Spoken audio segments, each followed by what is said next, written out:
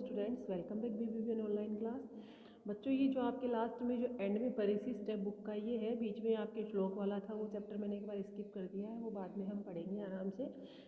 तो ये सर्वनाम की जो टेबल्स वगैरह है, ये सारी आपको लर्न करनी है। इसमें धातु रूप भी मैं आपको बताऊँगी, और जो सारे कोई सी भी धातु के कौन से अंत में आते हैं वो सब कुछ मैं आपको बताने वाली हूँ। तो सबसे पहले तत् का मतलब क्या होता है, वह।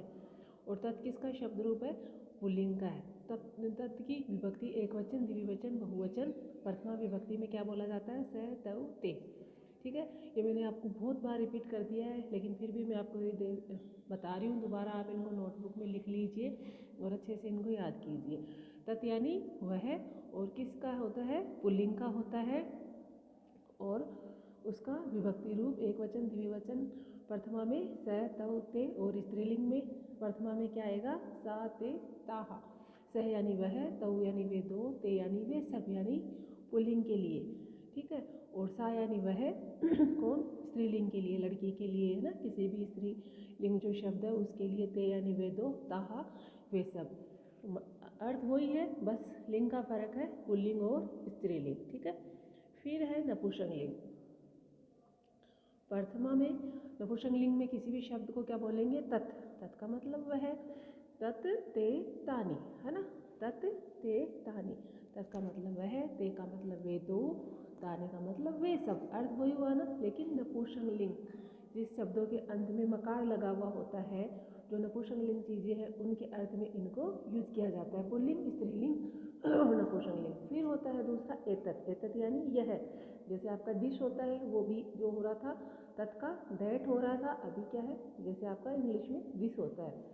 तो एतत् का मतलब यह, इसके लिए, पुल्लिंग के लिए। तो एषः, यह, एतौ ये दो, एते ये सब, है ना, एष, एतौ, एते, सबको एक साथ में आप लर्न करोगे तो हो जाएगा। फिर स्त्रीलिंग में एषा, एते, एतः। एषा का मतलब भी यह है, स्त्रीलिंग के अर्थ में है। एते ये दो, दो स्त्रीलिंग के अर्थ में। एतः ये सब स्त्रीलिंग के अर्थ में।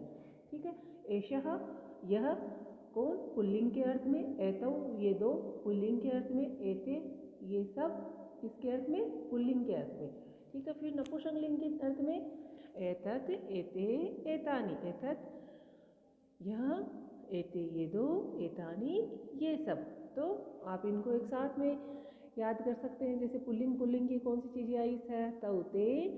फिर पुल्लिंग का एष, एतौ, एते। ठीक है, और फिर स्त्रीलिंग का कर लिए सा, ते, ताहा, एषा, एते, एताः। ठीक है, और नपुंसकलिंग का, नपुंसकलिंग का तत्ते, तानि, एतत्, एते, एतानि, इस प्रकार से। ठीक है, फिर किम यानी क्या। किम का होता है क्या या कौन, पुल्लिंग के अर्थ में। तो कोई भी पुल्लिंग एक के लिए पूछेंगे तो कह, वह कौन, वह।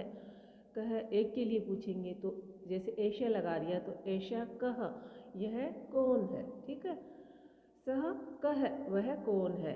तो सह जहाँ आएगा, ऐशा जहाँ आएगा, वहाँ क्या आएगा, कह। ठीक है, और फिर कऊ कहाँ आएगा, अकेला कऊ तो आएगा नहीं, जैसे एतौ, कऊ, ये दो कौन। ठीक है, इस प्रकार से। और तऊ, कऊ, है ना, दोनों की मात्राएं सेम होती है, वे दो कौन। फिर के, एते, के, ये सब कौन, कौन पूछने के अर्थ में आता है ना। फिर है ना, ते, के, वे सब कौन, एक ही अर्थ होता है। तो क, कऊ, के, किम, कौन, पुल्लिंग के अर्थ में। स्त्रीलिंग का, जैसे ऐशा का, यह कौन। ठीक है, एते, के, ये दोनों कौन।